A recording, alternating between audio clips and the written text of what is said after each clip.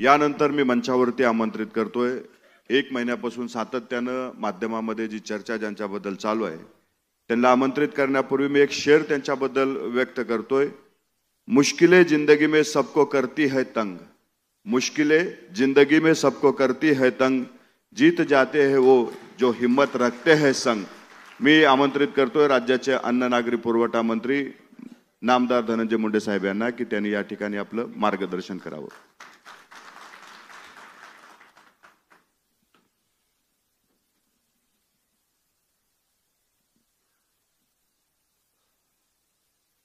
आजच्या या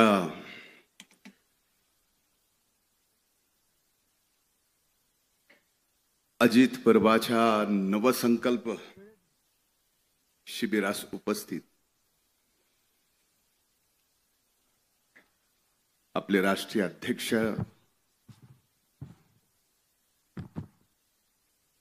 आदरणीय दादा, आदरणीय प्रफुल्लभाई पटेल साहेब, राज्याचे अध्यक्ष आदरणीय तटकरे साहेब, महिला आघाडीच्या अध्यक्षा माननीय रुपालीताई चाकणकर, इथं उपस्थित आदरणीय दिलीप वळसे पाटील साहेब, आदरणीय हसन मुश्रीफ साहेब, मंत्रिमंडळातील इथं उपस्थित सर्व आदरणीय सहकारी, विधिमंडळातील इथं उपस्थित सर्व सन्माननीय सहकारी, पक्षाच्या इथं उपस्थित सर्व सहकारी बंधू भगिनींनो आणि पक्षातील माझ्या इथं उपस्थित तरुण भावांनो, खऱ्या अर्थानं विधानसभेच्या निवडणुकीनंतर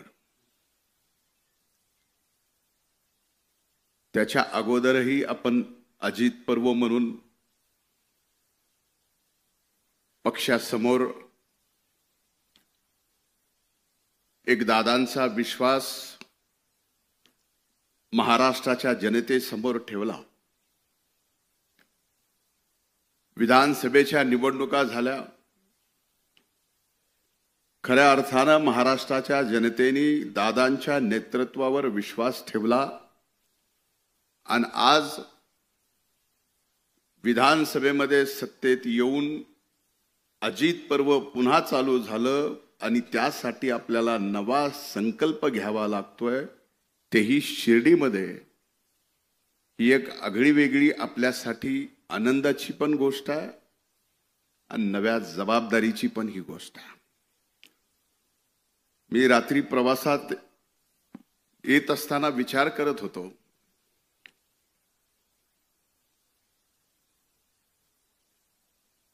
की शिर्डीच्या या बाबांच्या पवित्र भूमीमध्ये ज्यांनी शिकवणच श्रद्धा आणि सबुरीची दिली आहे, आपल्या पक्षाने सुद्धा 17, 18, 19 तारखेला या बाबांच्या पवित्र भूमीमध्ये श्रद्धा आणि सबुरीची शिकवण देत असताना काही दिवस अगोदर भारतीय जनता पार्टीने सुद्धा त्यांचं राज्याचं अधिवेशन याच साईबाबांच्या पवित्र भूमीत ठेवलं। तिथं सुद्धा बाबांची तीच शिकवण होती, श्रद्धा आणि सबुरी। सांगायचा मुद्दा एवढाच आहे, महायुतीत सत्तेत आपण आहेत, सत्तेतल्या 2 पक्षांनी शिर्डीमध्ये बाबांच्या या पवित्र भूमीत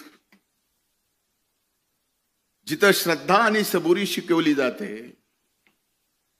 तिथं सत्तेत आल्यानंतर पक्षावर निश्चिम श्रद्धा ठेवावी लागते आणि पक्षाच्या नेतृत्वात विश्वास ठेवून सबुरीची शिकवण सुद्धा अंगी घ्यावी लागते.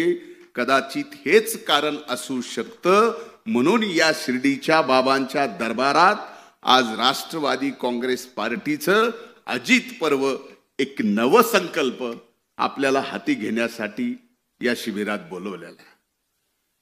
खरं तर मी अनेकदा दादांच्या बाबतीमध्ये पक्षाच्या विचारांच्या बाबतीमध्ये मी बोलत आलेलो आहे. माझ्यापेक्षा अनेक मान्यवर राष्ट्रवादी काँग्रेस पक्षामध्ये मी या पक्षात यायच्या अगोदरपासून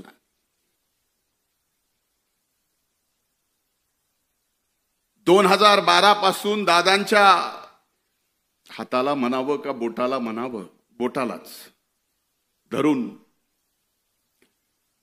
राष्ट्रवादी काँग्रेस पार्टीच्या दादांच्या पाठीमागे निघालो. त्यावेळेस भारतीय जनता पार्टीचा मी विधान परिषदेचा आमदार होतो.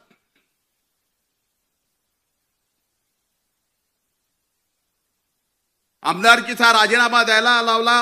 राष्ट्रवादी काँग्रेस पक्षाकडून मला आमदार केलं. ती 2013 ची गोष्ट. 2014ला महाराष्ट्रात विधानसभेच्या निवडणुका झाल्या आणि आपलं आघाडीचं त्यावेळेसचं सरकार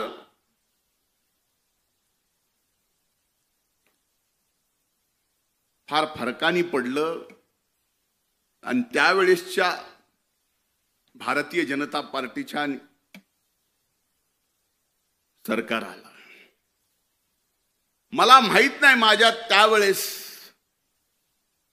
माझ्यासाठी पक्ष म्हणजे त्यावेळेस दादानी मला माझ्यात काय पाहिलं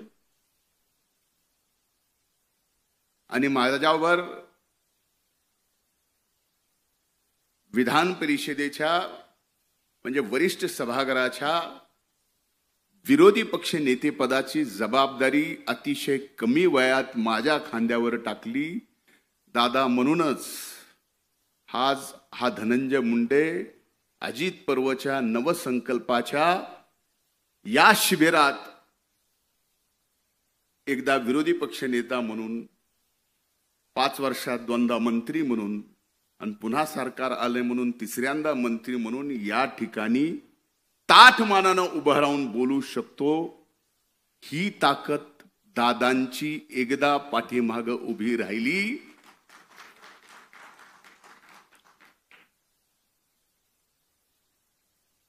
आता सूरज बोलत बोलत म्हणला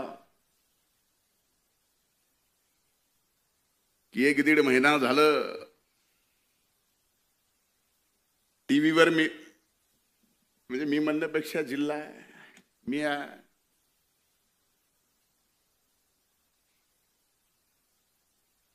सूरज नाम है इसीलिए तो बदनामी पीछे है. अरे नाम ही नहीं होता तो बदनामी थोडी होती. पण एक निश्चित सांगतो, आदरणीय तटकरे साहेब साक्षीदार आहेत. वारंवार मला त्यांनी शिकवून एखाद्याला मोल्ड करतो ना तसं करायचा प्रयत्न त्यांनी केला.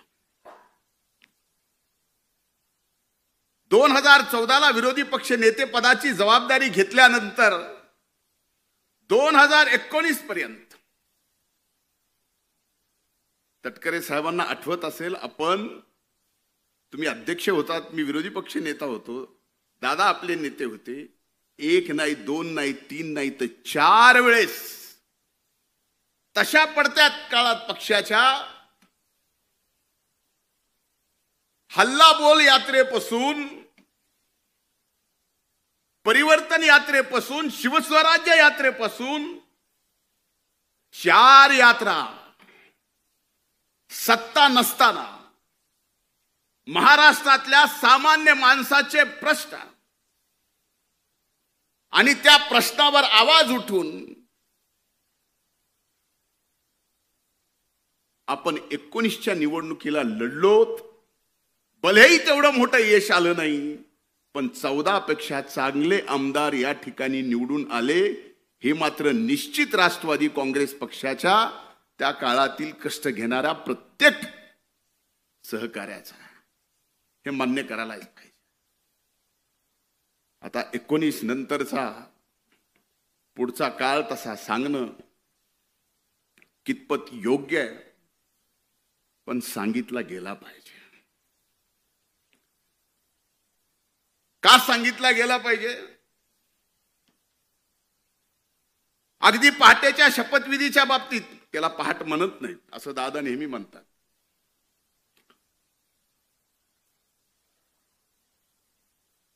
पण कदाचित त्याच्या शपथविधीच्या अगोदर साहेब आपण पण साक्षीदार आहे. मी दादांना विनंती केली होती. आज स्पष्टपणाने बोलतो, कधीही बोललो नाही, कारण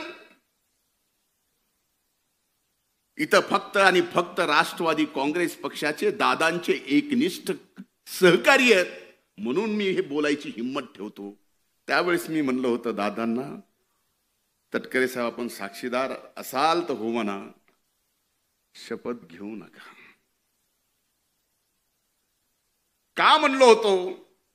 काही गोष्टी कळाल्या होत्या, त्या नम्रपणे दादांच्या पायी माझं डोकं ठेवून जे तटकरे साहेबांनी बघितलं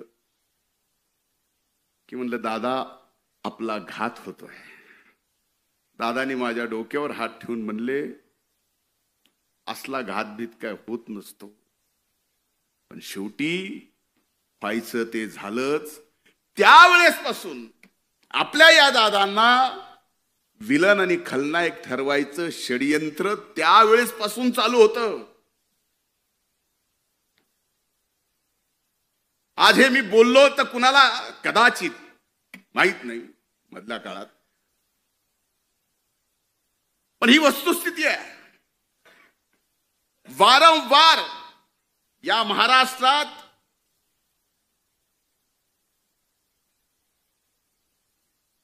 आदरणीय पवार साहेबांच्या नंतर महाराष्ट्रात राष्ट्रवादी काँग्रेस पक्ष प्रामाणिकपणाने पुढे आणण्यासाठी, आणि तो पक्ष पुढे आणण्यासाठी नाही तर ती ताकद म्हणून, आणि ती ताकद महाराष्ट्रात सत्तेत म्हणून आणायचा प्रयत्न जर इमानदारीनं कुणी केला असेल तर आदरणीय दादांनी केला, हे नम्रपणानं मला या ठिकाणी आपल्या सर्वांच्या समोर सांगावंसं वाटतं.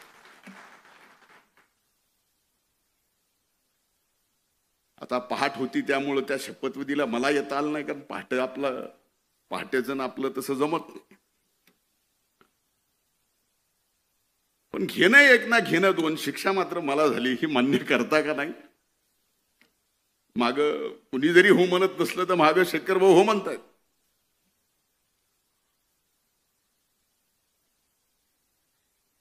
त्यानंतर ज्या वेळेस सर्व राष्ट्रवादी काँग्रेस पक्षाच्या मान्यवर नेत्यांनी ठरवलं की आता आपल्याला भारतीय जनता पार्टी सोबत युती करावी लागते, दादांनी तो निर्णय घेतला आणि आपण सर्वजण दादांच्या पाठीमागे खंबीरपणाने उभं राहिलो.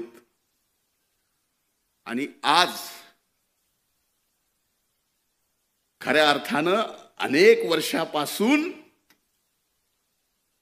असा विश्वास एकट्या दादावर असता तर एकट्या राष्ट्रवादी काँग्रेस पक्षाने या महाराष्ट्रात सत्ता दादांच्या नेतृत्वाखाली आणली असती.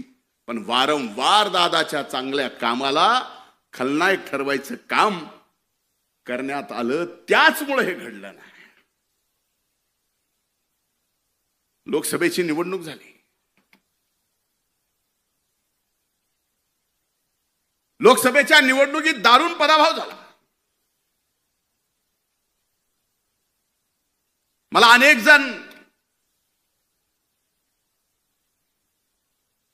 त्या राष्ट्रवादी पक्षाचे जुने जाणते नेते येऊन म्हणतात, तू कशाला रे लोकसभेला वहिनीच्या प्रचाराला आला? त्याच्यामुळं तुला आता बघ विधानसभेत काय होते. जे व्हायचंय ते होईल. मला पक्षाने सांगितलं जा तिथं सभा घे. सभा घेतल्यानंतर त्याचा परिणाम माझ्यावर काय होईल याचा विचार करणारा एवढ्या हलक्या काळजाचा मी राष्ट्रवादीचा दादाचा कार्यकर्ता नाही. आणि माझी विनंती आपल्याला, आपल्यापैकीही कुणी नाही नसणारच, पण हो हे सगळं केल्यानंतर त्याची किंमत मोजावी लागते. मोजावी लागली तरी 72 त्याला कमीपणा नाही.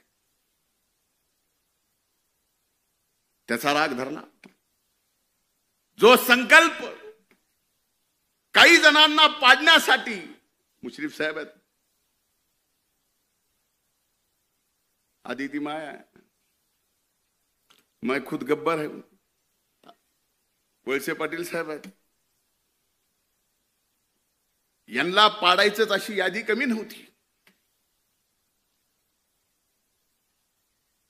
पण पडलं कोणीच नाही. तुम्ही लाखभर मतांना आलात, मी जरा जास्त मतांना आलो म्हणून मला भोगावं लागायला की काय असं मला वाटायला लागले.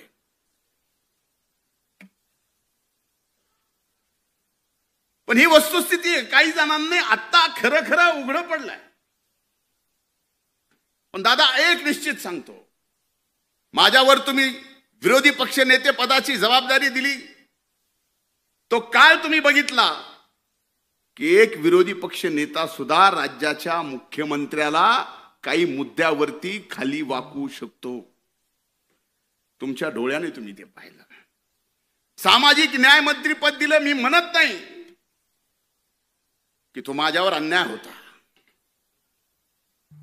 तोही मी न्याय म्हणून स्वीकारला. आणि एवढे चांगले निर्णय घेतले की शेवटी तुम्ही मला म्हणायला लागलात की अरे हे सामाजिक न्याय विभाग जास्त पळवू नको, कारण ते विभाग जास्त पळाला की सरकारला सुद्धा त्या स्पीडनं पळवावं लागतं. इकडे 1,00,000-2 लाखाचा एखादी योजना विद्यार्थ्यांना काढली की इकडे अनेक विभागाच्या त्या योजना त्या विभागाला काढावं लागायच्या. अरे ज्या जातीपातीवरती गावाची नावं होती, ती महाराष्ट्रातली जातीपातीची गावाची नावं बदलण्याचं काम सुद्धा दादा तुमच्या नेतृत्वाखाली तुमच्या एका कार्यकर्त्याला सामाजिक न्याय मंत्रीपद दिल्यानंतर हे करता आलं. कृषी मंत्र्याची जबाबदारी दिली कोकाटे साहेब. फार चांगलं खातंय काम करायला, विभाग फार चांगला आहे.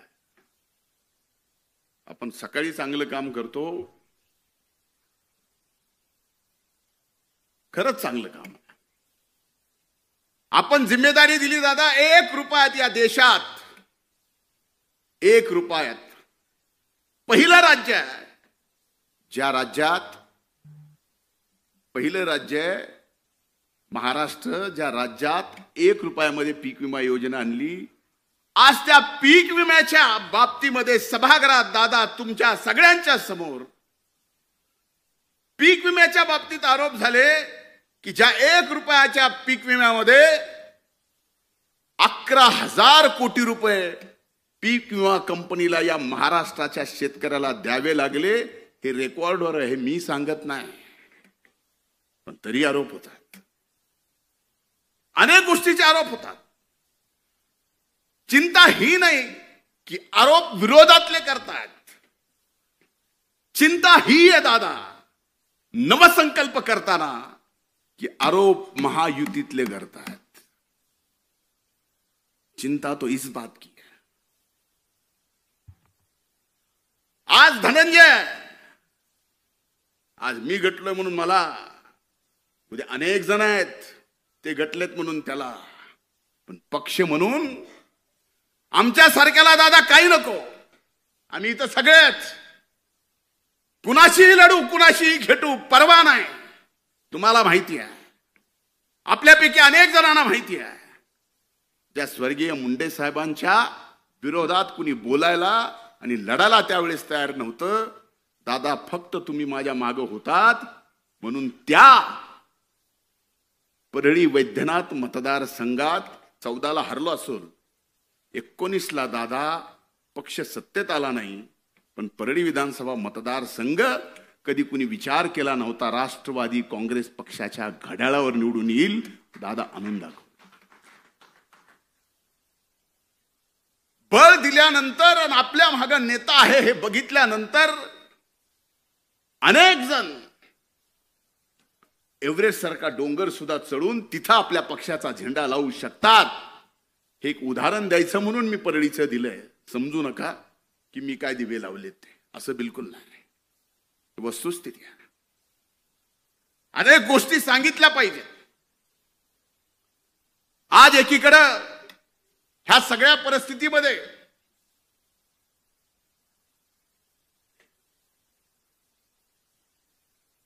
दादानी ऐकावं म्हणून मी थांबलोय. एक नक्की आहे, शिर्डीच्या साईबाबांच्या साक्षीनं सांगतो की आमच्या बीड जिल्ह्याच्या पालकमंत्री पदाची जबाबदारी आदरणीय दादांनी या ठिकाणी घेतली. अतिशय आनंदाने मी या ठिकाणी सांगतो, तो आनंद या ठिकाणी व्यक्त करतो आणि जिल्ह्यात दादा आपलं स्वागतही करतो. यात मीही विनंती केली होती की सद्य परिस्थितीमध्ये अशा जबाबदारीत आपण नसू नये. पण एक गोष्ट मात्र लक्षात घेतली पाहिजे. आज अजित पर्व आहे, आज आपण सत्तेत आहोत, आज आपल्याला नवीन संकल्प घ्यायचा आहे. पण हा नवीन संकल्प घेत असताना राष्ट्रवादी काँग्रेस पक्षाला पहिल्यांदा कार्यकर्ता भिमुख व्हावं लागेल. कार्यकर्ता भिमुख झाल्यानंतर पक्ष संघटन एवढं मोठं होईल की कसल्याही वाऱ्या आणि वादळामध्ये ते पक्ष संघटन कधीच ढळणार नाही, हलणार नाही. हे मात्र एक कार्यकर्ता म्हणून निश्चित मी आपल्याला सांगतो. पण मधल्या काळातल्या काही अनुभवात मी सांगतो, खरंच आपल्या पक्षामध्ये पक्षाची जबाबदारी घेऊन काम करणारा प्रामाणिकपणाने अनेक वर्षापासून त्यालाच विचारून सगळ्या गोष्टी होत्या. काही अनुभव तर असे सांगतो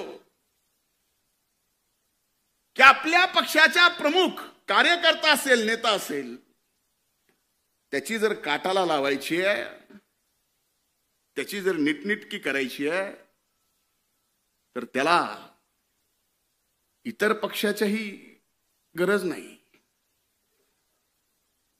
आपल्या पक्षाचेही भरपूर बल झाले, फक्त कानाला लागायचं काम.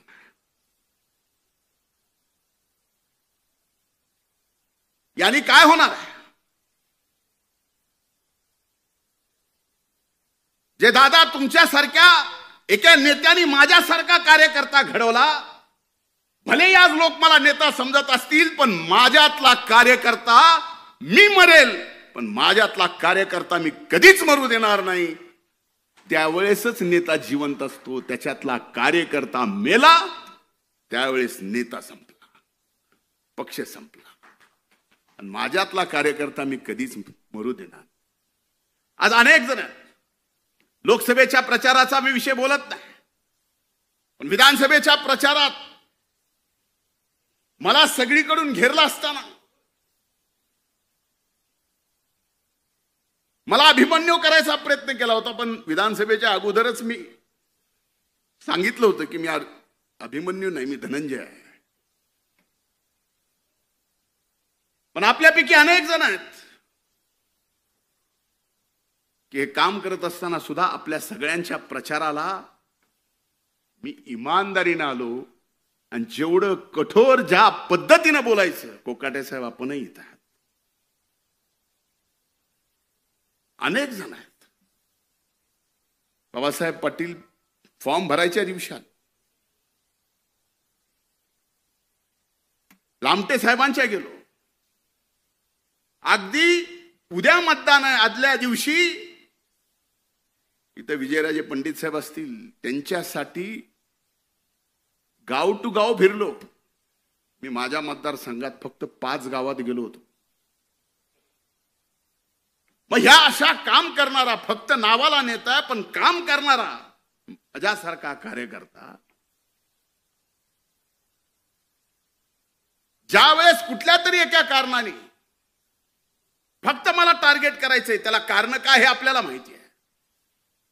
मुद्दा मला कितीही टार्गेट करू द्या, मुद्दा मला कितीही बदनाम करू द्या, पण दादा आता फार महत्वाची जबाबदारी आमच्या मातीची म्हणजे बीड जिल्ह्याची तुमच्यावर आली आहे. तुम्ही आता जिल्ह्याचे पालकमंत्री आहात. सगळ्यात अगोदर लोकसभेमध्ये जे सामाजिक सलोखा बीड जिल्ह्याचा नाही, मराठवाड्याचा नाही, महाराष्ट्रातला बिघडला होता, तो सामाजिक सलोखा पुन्हा बीड जिल्ह्यामध्ये नाही तर अख्ख्या मराठवाड्यात बिघडलाय.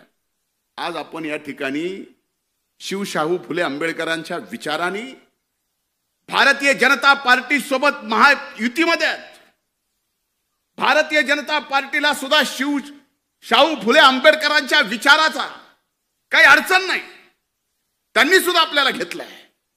पण एक गोष्ट विचारली पाहिजे की उभ्या महाराष्ट्रामध्ये किती ओपनच्या जाग्यावर किती ओबीसीचे माणसं नोकरी करतात, कोण कर्मचारी, कोण ड्रायव्हर आहे, कोण शिपाई आहे, कोण अधिकारी आहे.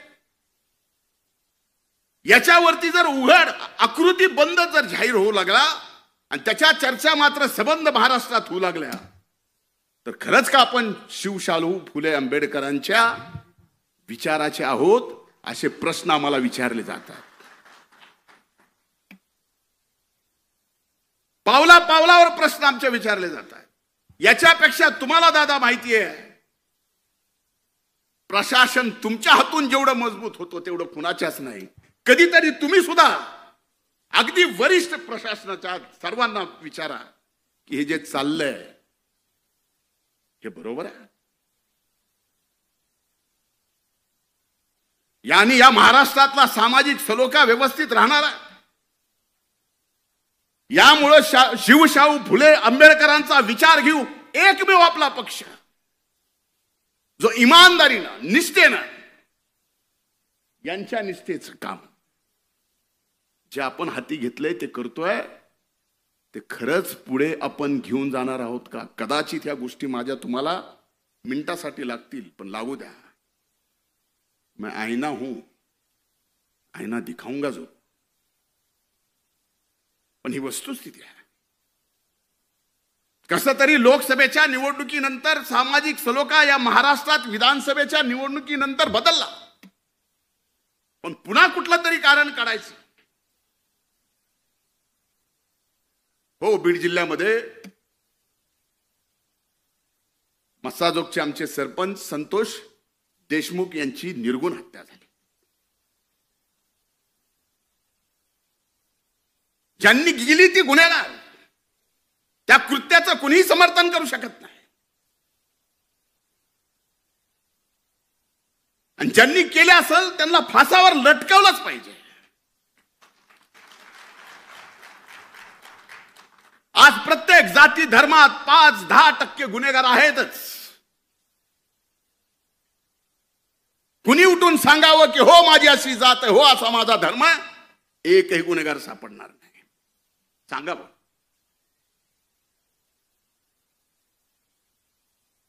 पण त्या 5-8 गुन्हेगारांच्या मुळे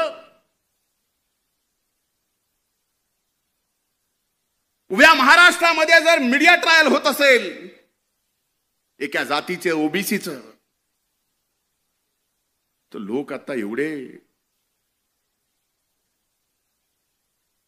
राहिले नाही.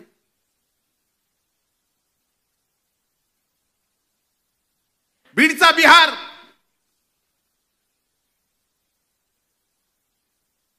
परळीत तालिबान, आम्हाला दुःख होत नाही. आमचा बीडचा बिहार अर्ध्याच्या वर 6 महिने ऊस तोडायला तुमच्याकडे असतो, त्याचा बिहार केला जातो. आणि कुणी महायुतीतल्या आणि आपल्या पक्षातल्या लोकांनी. परळीला तालिबान केले जातं, जे परळी 12 ज्योतिर्लिंगापैकी पंचम स्थान असणारं, 5वं स्थान असणारं परळी वैद्यनाथाचं ज्योतिर्लिंग आहे. दादा, काही दिवसानं शिवरात्री आहे. लाखो भाविक या देशातले तिथं दर्शनाला येतात. अशा मीडिया ट्रायलनी, अशा सगळ्या एका गावाला, एका जिल्ह्याला बदनाम करून अशा जर गोष्टी होत असतील, ह्याच्यातलं नुकसान कुणाचं आहे?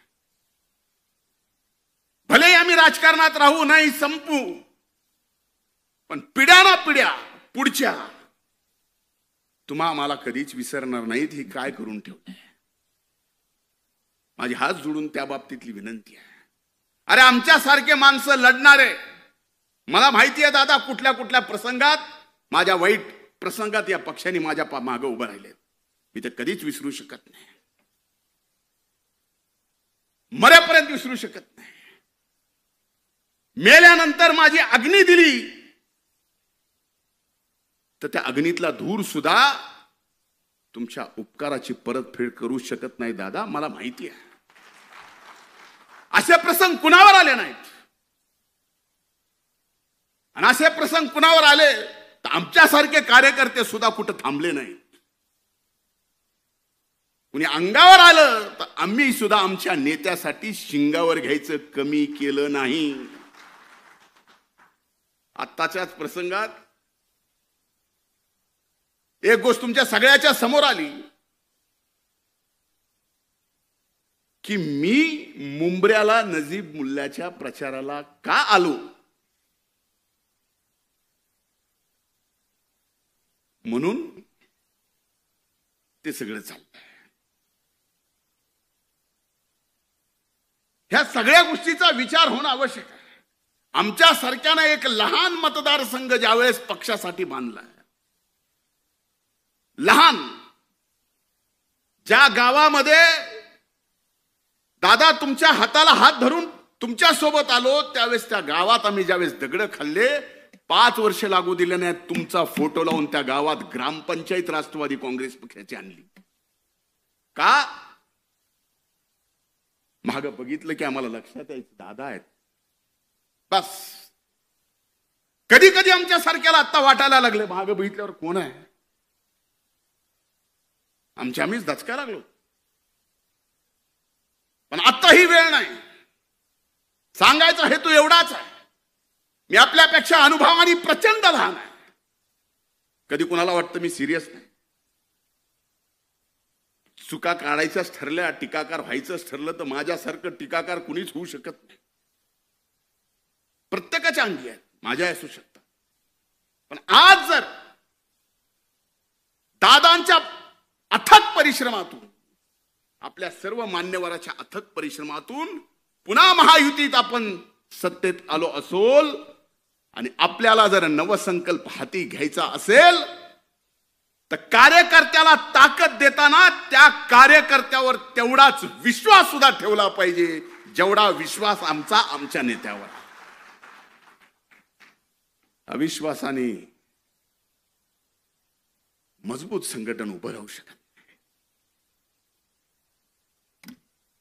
नाही, राहू शकत. आणि एकदा का विश्वास टाकला, मी आपल्याला सांगतो, तुमच्यासाठी, आपल्यासाठी अजित पर्व हे आत्ता चालू झालेलं असेल. आम्ही अनेक वर्षापासून स्वप्न पाहतोय. जसा दादांच्या सोबत आलोय तसा नवसंकल्प आपण काय घेऊन जातोय. माझ्या दृष्टीने आपण पक्ष महाराष्ट्रात मजबूत करणार, नोंदणी करोडाची करणार. ती कशी काय हे सगळं आपल्याला माहिती आहे. पण आजची राजकीय परिस्थिती पाहिली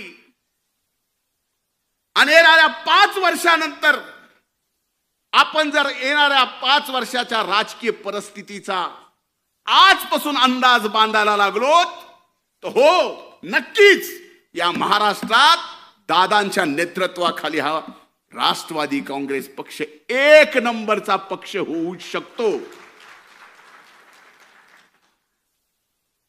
माझं आज हे बोलणं कदाचित तुम्हाला काही पण बोलायला असं वाटतं होऊ शकतो.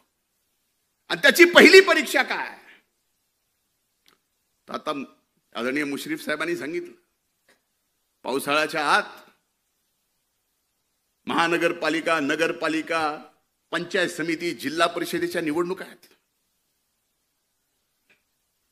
पक्ष कधी आमदारकी खासदारकीसाठी कुठल्याच कमी पडला नाही.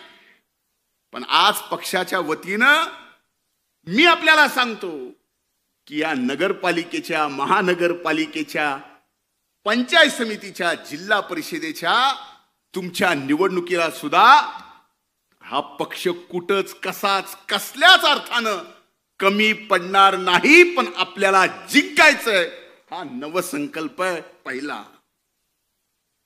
आणि ह्याच्यात आपली ताकद दिसली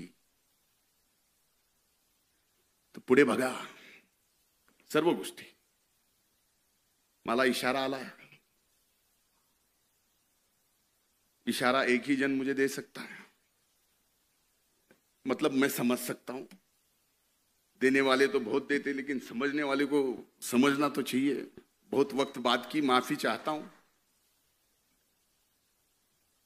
घड्याळ तेच, वेळ नव्हे.